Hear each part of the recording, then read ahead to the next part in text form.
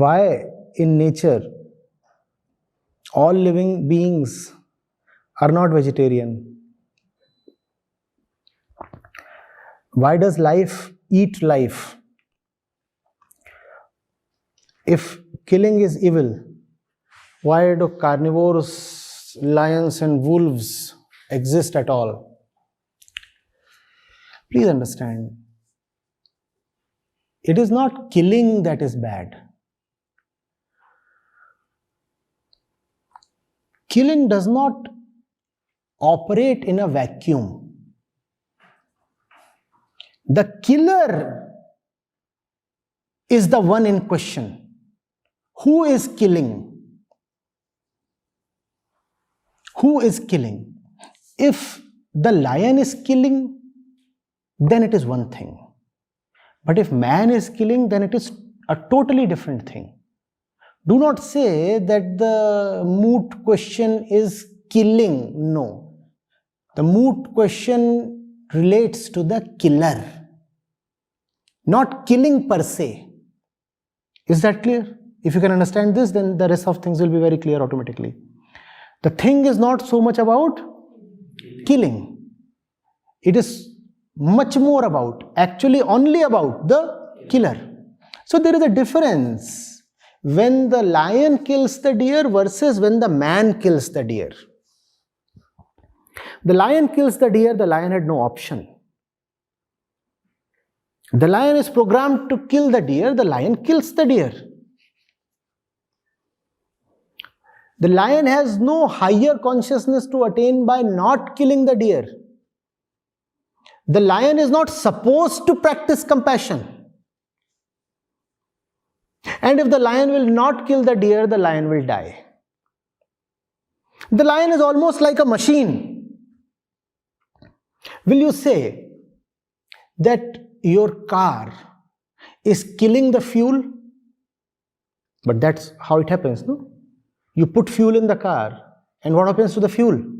It is burnt, turned into smoke, gone, finished, killed. But do you call it violence? No. The relationship between the lion and the deer is a bit similar. None of them, rather neither of them, are creatures of consciousness.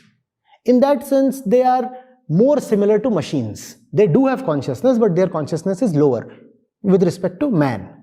When you take man as the benchmark, then both the lion and the deer are quite lowly in terms of consciousness. So in that sense, I am comparing them to machines.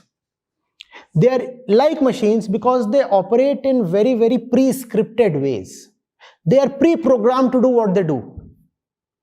You don't have to teach the deer to eat grass. You don't have to teach the lion to not to eat grass and herbs. If you give meat to the deer will simply walk away. If you give grass to the lion will simply walk away. It's not a matter of ideology. It's not a matter of teaching or training. It is designed like that. It is a machine. It will not admit anything else. So machines, therefore, obviously, cannot be called as evil. It would be stupid to call a machine evil. It would be equally stupid to call a machine virtuous. Machines are neither vile nor virtuous. Now come to man. Man has consciousness. Man has decision-making ability. If man compares himself to a lion or a wolf, then he is debasing himself. Is he not? You are a man, you are a creature of high consciousness. Why do you want to follow the dietary pattern of a wolf, which is a creature of a low consciousness? So man has choice. Therefore, man has to practice compassion for his own sake. Man has to ask himself, is it the only way possible to feed my stomach? Do I really have to kill consciousness to sustain consciousness? And even if I have to kill consciousness to sustain consciousness, does it have to be an animal which has a relatively higher level of consciousness compared to grass? Man is conscious, animal is conscious, and the grass is conscious. All three are conscious, right? But man's consciousness is extremely high, and it has the potential to go even higher, greatly higher. The sky, even the sky is not the limit. That high the man's consciousness can go. So man is conscious. The animal is conscious. The animal conscious is an in-between kind of consciousness. The grass too is conscious. The grass's consciousness is very lowly, very basic.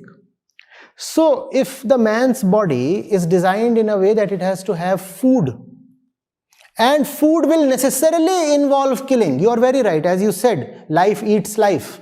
You are very right that for one biological form to survive, it has to consume another biological form. But I have the choice. Which biological form do I kill for my physical sustenance? This or this? This is animal and this is grass. Given the choice, I will choose not to kill a relatively higher form of consciousness. And in this, I fully admit that even when I am eating the grass or the radish or the apple, violence is still involved. But I am helpless. If I have to avoid even that level of violence, then I have to commit suicide. Or I shouldn't have been born. If the body is to be sustained, then the minimum level of killing has to happen. But what's important is the word minimum. Keep it to the minimum. Keep it to the minimum. It's not a matter of absolutes. It's not in binaries. You cannot say that I will not kill a living being at all. If you will not kill a living being at all, you won't survive. Simple. And anyway, living beings are getting killed in your throat, in your gut, on your skin, every moment. Even as you inhale, you take in so many microbes. And they're all getting killed. You don't even know. You take in a fizzy drink and you do not know what kind of slaughter it has done in your alimentary canal from here till there. But that's the minimum. What do I do? What do I do? Even as I step on the floor, something is getting killed. I cannot avoid it. But I should avoid what is avoidable. Killing an animal is avoidable. I should avoid it.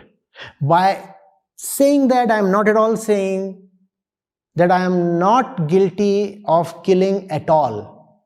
Even the purest vegetarian or vegan is committing some level of killing. But he can be exonerated if that killing has been kept to a minimum. That's the word, minimum. Keep it to a minimum. Keep it to a minimum. Keep it to a level that is unavoidable. You should say, this level, beyond this level, sir, I couldn't have gone. And if I need to go beyond this level, then I just need to give up the body. When you kill to eat, don't you have an option? As human beings, the lion does not have an option. If you have an option, why don't you exercise it? You have to answer. You have to answer. And science is totally out on this. There are no secrets left. When you eat flesh, you are doing great damage to even your own biological system. And you are doing great damage to this entire ecosystem. And still you are hell-bent on killing. You are doing damage to both your consciousness as well as your body. And needless to say, to the environment, ecosystem, we have talked in detail on how flesh consumption is related to climate change. You still want to kill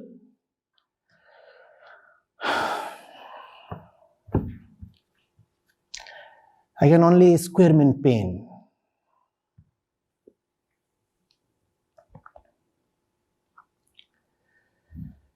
Are you getting it? Will the veganism movement will be successful if that movement only talks about the benefits of the body? Because the center again is the same, less. No, you see, you cannot have a veganism movement. You need to have a spiritual movement. Turning vegan would be then a very smooth thing to do. But if you want to be a vegan without being spiritual, you will not be able to remain vegan for long. So forget veganism. Turn to real spirituality and you will find that you have become a vegan even without consciously deciding to be one. If you are spiritual, how will you decide to slaughter consciousness itself? The reason why veganism is not very successful worldwide, and especially in India, is because it has no spiritual moorings. Without a strong spiritual base, veganism is bound to fail.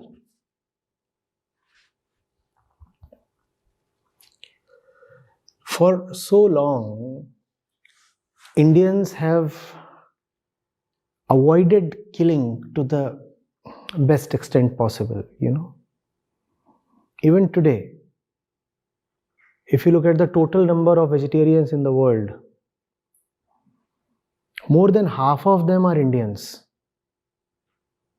And that is not because of some vegetarian movement or veganism movement.